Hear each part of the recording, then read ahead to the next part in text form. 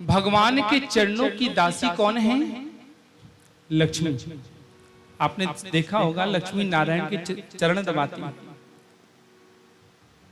हम जब लक्ष्मी की उपासना करते हैं, ध्यान देकर सुनिएगा, जब हम बिना नारायण के लक्ष्मी की उपासना करते हैं तो लक्ष्मी का वाहन क्या है? जोर से बोलो ना। तो लक्ष्मी का वाहन है उल्लू। जब हम लक्ष्मी की उपासना बिना नारायण के करते हैं तो लक्ष्मी हमको क्या बना देती है पता है? प्रेम से बोलो राधे। अच्छा जोर से बोलो। अच्छा और जोर से बोलो। तो क्या बना देती हैं? अच्छा जोर से तो बताओ, क्या सुनाई नहीं पड़ता है? हाँ, उल्लू बना देती हैं। तो नारायण के संग जब लक्ष्मी आती है तो किस पे सवार होके आती पता है? गरुड़ पर। गरुड़ पर बैठकर लक्ष्मी आती हैं। तो इसलिए सदैव नारायण के संग उपासना हमें लक्ष्मी की करनी चाहिए, तो लक्ष्मी सदैव स्थिर रहती है। अब एक बार क्या हुआ कि लक्ष्मी और नारायण में थोड़ा सा बहस हो गई कि श्रेष्ठ कौन है। लक्ष्मी कहने लगी, बोले प्रभु हमारे बिना तुम्हारा काम नहीं चलेगा, ध्यान रखना। भगवान ने कहा, बोले लक्ष्मी ये ध्यान रखना कि जहां हम हैं वहीं तुम हो, और जहां हम नहीं वहां तुम्हारा भी कोई महत्व नहीं होगा। लोग तुम्हारे प्रेम में अंधे हो जाएंगे, संबंधों का भी महत्व नहीं रहेगा। आप देख रहे हैं ना, छोटी छोटी बात पे, छोटी छोटी सी जगह के लिए लोग हमारा लड़ने मरने को तैयार हो जाते हैं। पहले के घर छोटे छोटे होते थे, परिवार बड़ा होता था। आज घर बड़े बड़े तो हो गए लेकिन परिवार छोटे हो गए, लोगों का मन छोटा हो गया। कितने दुख की बात है। पहले एक कमरा होता था, दो दो परिवार, चार चार परिवार साथ रहते थे। आज चार चार मकान हो गए एक एक के, लेकिन देखो एक भी परिवार साथ नहीं। बेटा कहीं रहता है, माता पिता कहीं पड़े हैं।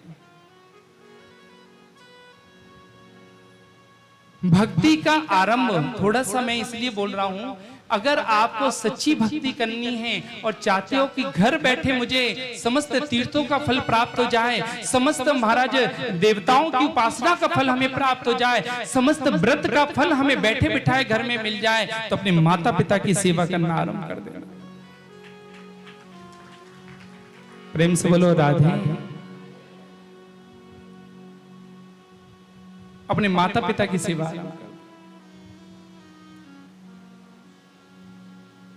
प्रातः काल उठ के रघुनाथा, जब भगवान श्री राम प्रातः उठते ही तो सबसे पहले उठते ही कहां जाते हैं? मात पिता गुरु ना वही माथा।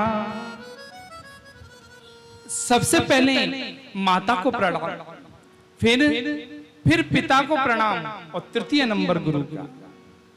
कारण बालक की सबसे पहली गुरु ही माता है, द्वितीय गुरु पिता है, तृतीय नंबर गुरु। तो इसलिए धन के प्रभाव में ये अहंकार मत पाल लेना कि हम श्रेष्ठ हो गए। सबसे बड़ा धन उसी के पास है जिसके पास माता पिता है, जिसके पास भगवान की सेवा है। जहां ये दोनों विराजमान हैं वहां कोई भी अभाव जीवन में आपको नहीं होने वाला।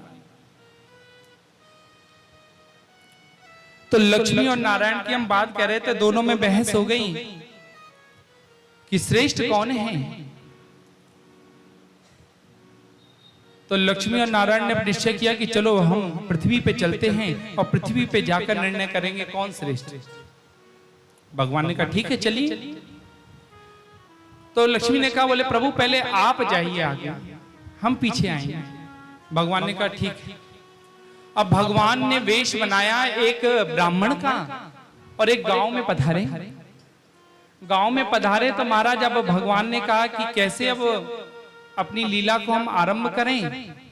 तो भगवान ने किया क्या कि गांव में जाकर और एक मंदिर का आश्रय लिया और अपनी कथा कहना शुरू कर दिया।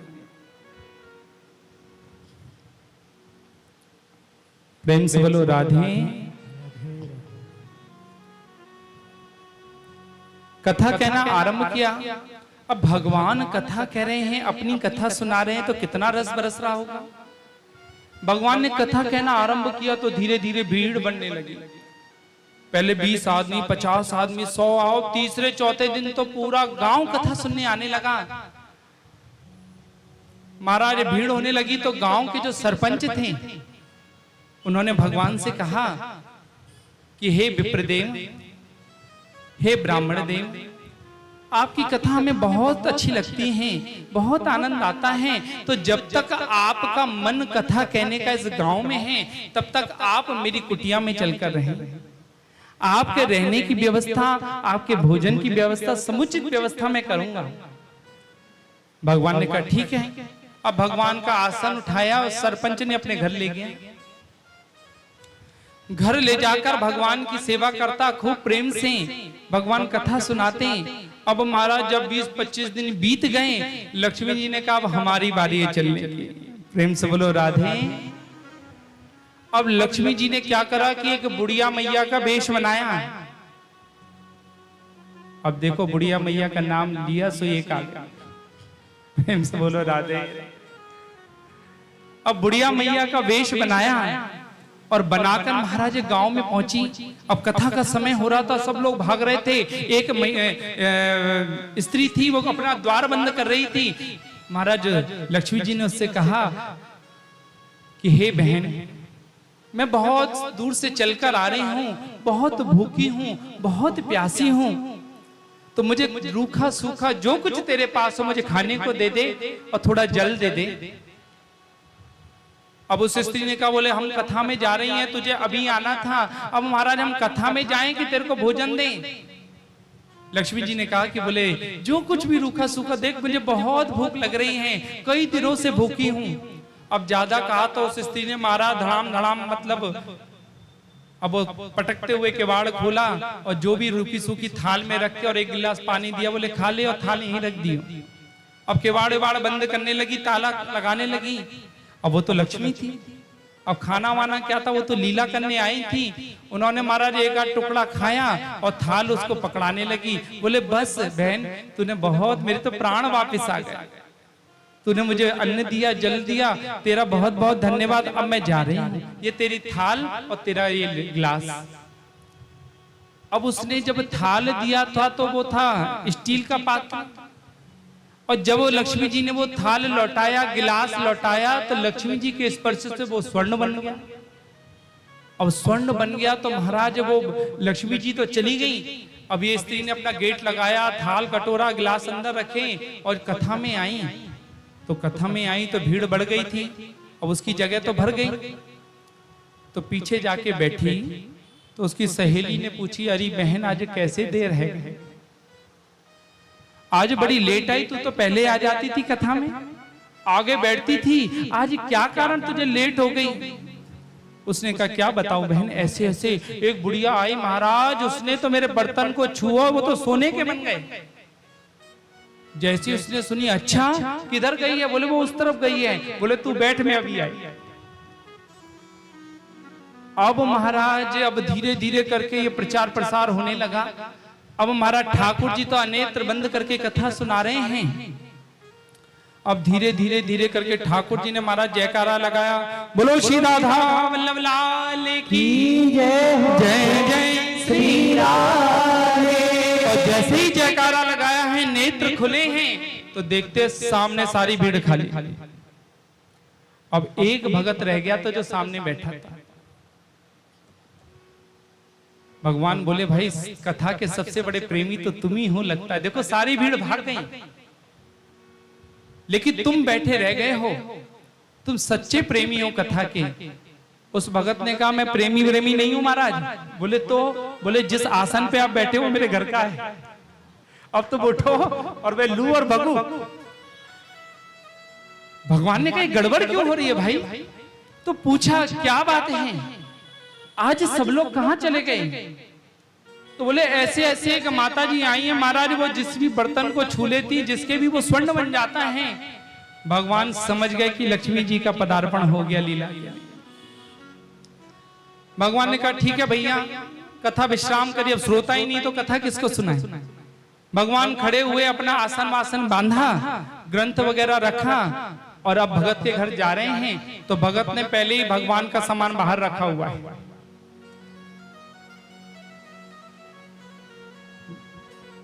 बैठा बैठ।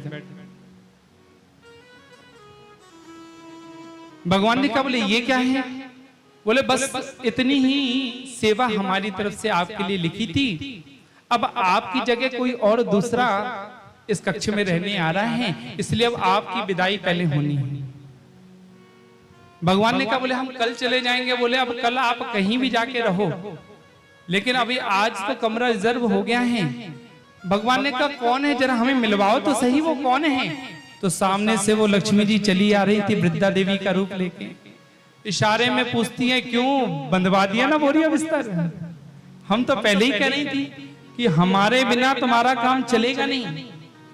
भगवान ने कहा बोले ठीक है देवी, हम हार मानते हैं, आप जीती हम हारे, अब आप रहो हम तो चले।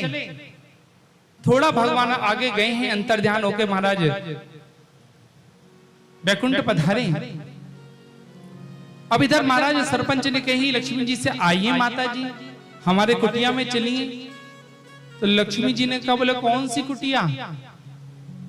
अरे बोले आपको देखो, उनको उनकी जगह आपकी सब व्यवस्था कर दी है। अरे बोले जिनकी वजह से हम स्थिर रह पाती उनको तो तुमने पहले ही भगा दिया, पहले ही विदा कर दिया। अब जहां नारायण है वहीं लक्ष्मी है, इसलिए नारायण की सेवा में जब तक लक्ष्मी रहती है तो स्थिरता रहती है।